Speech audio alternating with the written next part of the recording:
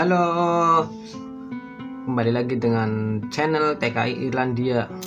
Baru bangun tidur teman-teman, saya kaget berita kenaikan BBM di Indonesia. Saya lihat komentarnya banyak yang pro dan kontra teman-teman. Jadi kita bahas ya teman-teman ya, apa yang harus kita bahas. Oke teman-teman. Ya teman-teman, kita juga tidak asing dengan berita-berita kerugian yang dialami oleh BUMN, Badan Usaha Milik Negara, entah di penerbangan atau di Pertamina atau dan lain-lain. Kita tidak asing lagi ya teman-teman ya, tiap tahun dapat berita ada kerugian ini dan bla bla bla. Tapi saya sendiri jujur aja mungkin kurang update atau apa, tapi saya sendiri nggak pernah lihat badan usaha milik negara itu mendapatkan laba, apalagi di listrik ya teman-teman, di energi listrik itu juga ya, saya sering bacanya itu mendapatkan kerugian bisa begitu. Jadi harga BBM naik ini pasti teman-teman banyak yang tidak setuju ya teman-teman ya. Tapi saya pribadi sangat menganjurkan harga minyak di Indonesia itu sebanding dengan harga minyak bumi. Jadi minyak dunia. Jadi misalkan harga minyak dunia lagi turun, diharapkan harga minyak Indonesia pun ikut turun, dan sebaliknya.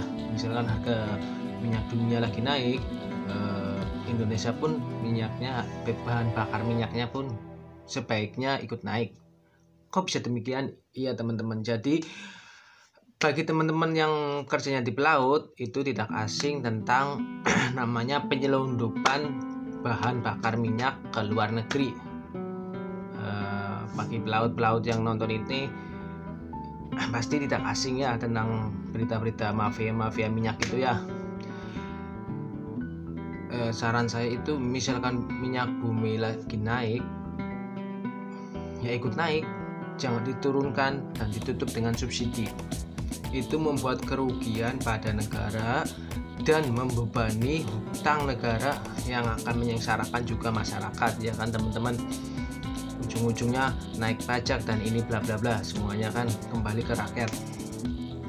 Jadi banyak berita-berita itu, kalau teman-teman paling bisa lihatnya di berita-berita ya teman-teman ya, tentang penyelundupan minyak dari Indonesia, entah itu dari kapal-kapal cataran Pertamina sekalipun itu ketangkep di perbatasan Indonesia, baik di perbatasan Singapura, Malaysia, itu banyak teman-teman. Jadi waktu harga minyak dunia itu lagi mahal, di Indonesia harganya murah. Dan kenapa murah? Karena ditutup subsidi pemerintah. Misalkan sebagai contoh gini teman-teman, misalkan harga minyak dunia itu 10.000 ya per liter, ini kan pukul rata aja 1 liternya itu 10.000, dijual di Indonesia 7.000, 3.000 ditutup oleh subsidi pemerintah ya kan, entah itu uang pemerintah dari hutang atau lain-lain dan lain sebagainya. Dan terus para mafia tentu bahagia dong ambil minyak di Indonesia yang harganya relatif murah ya kan, karena udah kepotong subsidi dan dijual ke Singapura. Itu bukan 1 liter 2 liter teman-teman, tapi berbarel-barel, jutaan barel, entah itu yang minyak mentah atau yang minyak sudah siap pakai yang sudah jadi teman-teman. Jadi menurut saya itu kurang efisien, sangat merugikan teman-teman. Jadi lebih baik ya kayak gitu, seimbangin aja dengan harga minyak dunia. Dan misalkan dengan subsidi itu juga kita pikir secara logika teman-teman. Kalau harga minyak di Indonesia lebih murah ya kan, pemakaian minyak itu mesti lebih banyak orang yang kaya daripada orang yang kurang mampu, begitu kan teman-teman. Jadi sebenarnya pemerintah untuk subsidi itu untuk nutup yang mana gitu ya, sedangkan ya otomatis lebih banyak untuk yang orang kaya kan, karena orang kaya pemakainya lebih banyak. Itu yang poin kedua. Jadi yang pertama tentang membuka pintu untuk mafia minyak. Yang kedua tentang pemakaian yang subsidi yang kurang tepat, kurang merata, karena mesti kebanyakan orang kaya yang memakai minyak itu kan teman-temannya daripada orang yang kurang mampu. Jadi terus yang dan sebaliknya, bila minyak dunia misalkan minyak dunianya harga lebih murah dan di Indonesia lebih mahal, itu juga kurang baik teman-teman. Kenapa? Tentu akan menyengsarakan rakyatnya juga. Misalkan harga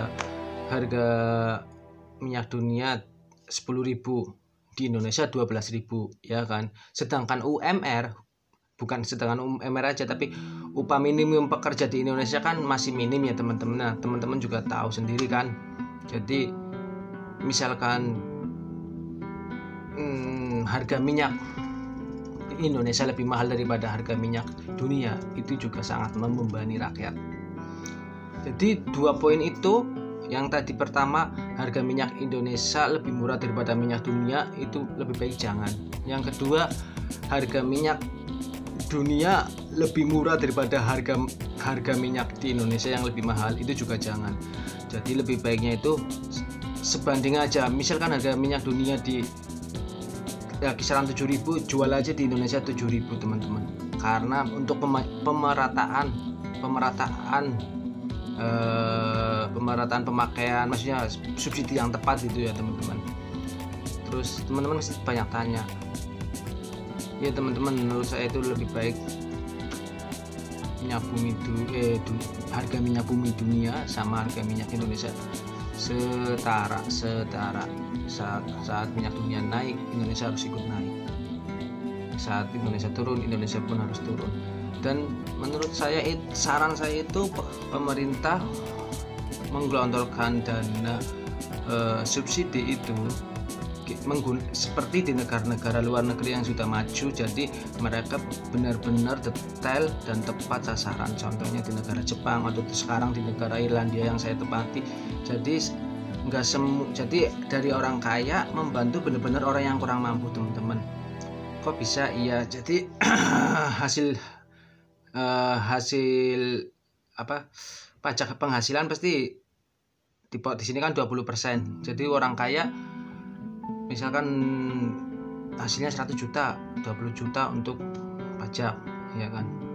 Orang miskin yang penghasilannya kurang dari standar, itu malah dikasih pemerintah teman-teman, disubsidi pemerintah, benar-benar disubsidi pemerintah. Dan pemerintah itu menggunakan approve-nya bukan sebar-sebar uang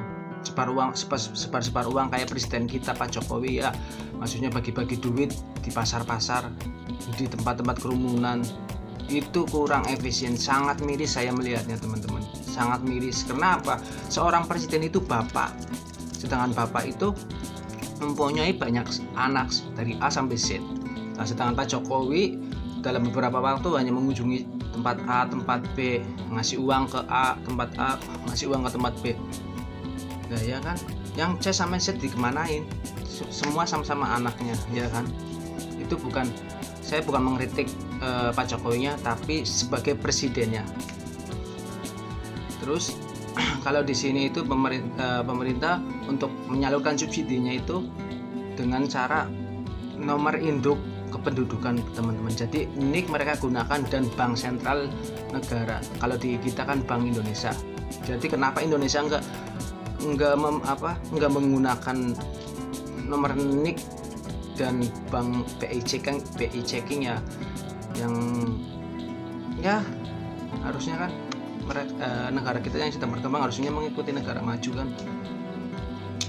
Jadi saya itu yang lebih efisien itu pemerintah Indonesia yang telah menghabiskan triliunan rupiah untuk membuat eKTP, gunakan sebaik-baiknya nomor induk KTP itu dan BI checking.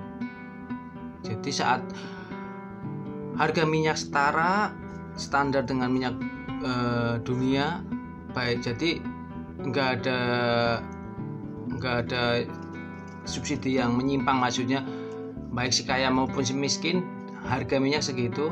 Tapi daripada uang subsidi dimasukkan ke bahan bakar, subsidinya itu lebih baik ditembakkan ke rekening orang-orang yang kurang mampu.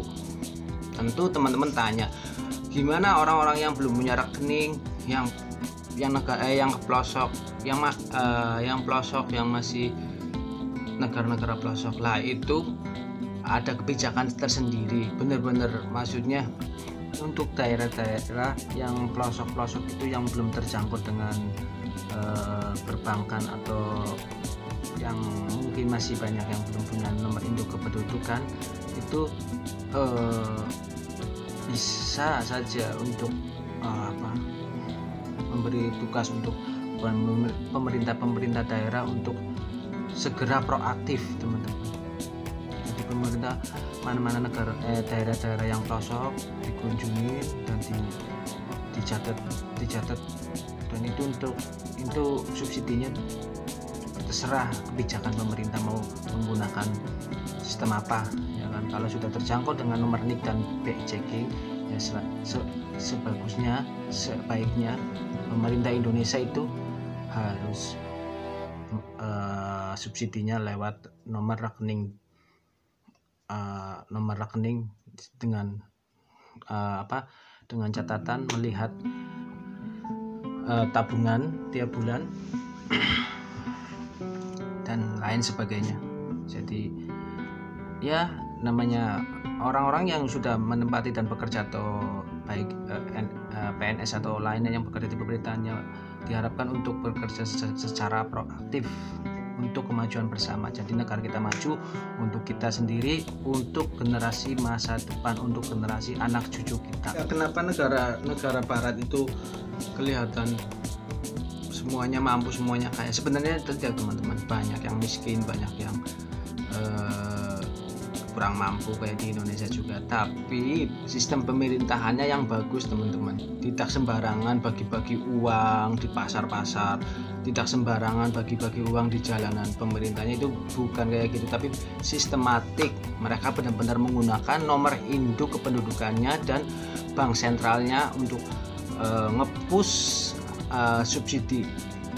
Mana-mana orang yang harus di-push, ya teman-teman. Mana-mana orang yang tidak di-push. Tapi kalau di Indonesia kan dipercayakan dari pemerintah pusat, daerah, RT, RW, dan saya lihat komentar-komentarnya itu banyak orang yang harusnya mendapatkan subsidi itu tapi tidak mendapatkan, dan sebaliknya orang yang mampu, kalau katanya saya lihat komentar di media sosial juga banyak orang yang mampu mendapatkan subsidi dari pemerintah per bulan apa gimana.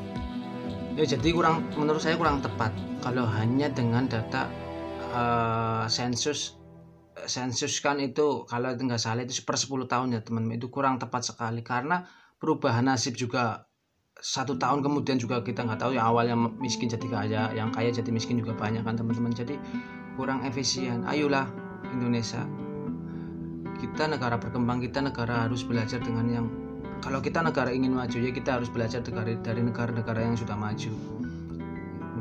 Nggak usah kita sombong dulu.